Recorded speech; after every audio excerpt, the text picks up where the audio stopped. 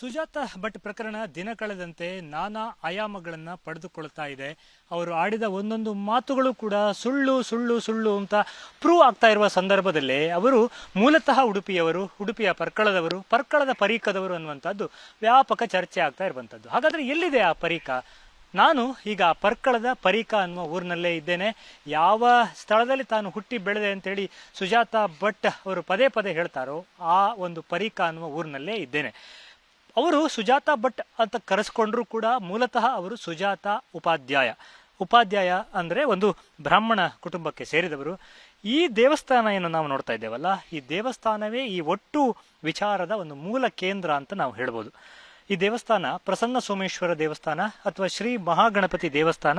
ಈ ದೇವಸ್ಥಾನವನ್ನ ಈ ಸುಜಾತ ಭಟ್ ಅವರ ತಂದೆಗೆ ಅಂದ್ರೆ ಅವರ ಕುಟುಂಬಕ್ಕೆ ಈ ದೇವಸ್ಥಾನವನ್ನು ನಿರ್ವಹಣೆ ಮಾಡುವ ಸಲುವಾಗಿ ಆ ಕುಟುಂಬಕ್ಕೆ ಇಲ್ಲೇ ಪಕ್ಕದಲ್ಲಿರುವಂತಹ ಆತ್ರಾಡಿಯ ಅರಮನೆ ಅಂದ್ರೆ ಹೆಗಡೆ ಮನೆತನದವರು ಅವರನ್ನಿಲ್ಲಿಗೆ ಕರೆಸ್ಕೊಂಡದ್ದು ಈ ದೇವಸ್ಥಾನದ ನಿರ್ವಹಣೆ, ಪೂಜೆ ಇತ್ಯಾದಿ ಕಾರ್ಯಗಳಿಗೆ.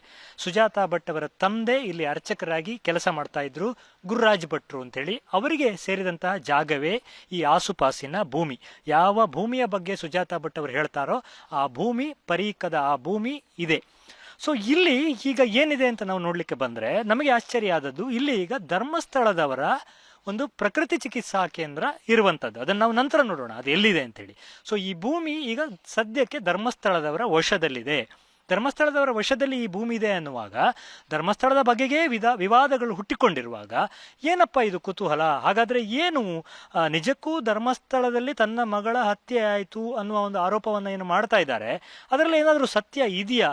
ಅಥವಾ ಧರ್ಮಸ್ಥಳದ ಬಗ್ಗೆ ಅವರಿಗೆ ದ್ವೇಷ ಮೂಡೋದಕ್ಕೆ ಏನಾದರೂ ಕಾರಣ ಇದೆಯಾ? ಈ ಒಂದು ಪ್ರಾಥಮಿಕ ಮಾಹಿತಿಯನ್ನು ಅನುಸರಿಸಿಕೊಂಡು ಹೋದಾಗ ಈ ದೇವಸ್ಥಾನವನ್ನು ನಾವು ಬಂದು ತಲುಪಿದ್ದೇವೆ ಅನ್ನುವಂಥದ್ದು. ಇಲ್ಲಿ ಸುತ್ತಲೂ ಇರುವಂತಹ ಭೂಮಿ ಸುಮಾರು 5 ಎಕರೆ ಭೂಮಿ ಏನಿದೆ, ಇದು ಸುಜಾತ ಭಟ್ ಅವರ ಕುಟುಂಬಕ್ಕೆ ಸೇರಿದಂತ ಜಾಗ ಆಗಿತ್ತು. ಸುಜಾತ ಭಟ್ ಅವರ ತಂದೆ ಗುರುರಾಜ್ ಭಟ್ ಅವರಿಗೆ ಸೇರಿದ ಭೂಮಿಯೂ ಕೂಡ ಇದರಲ್ಲಿ ಇದೆ.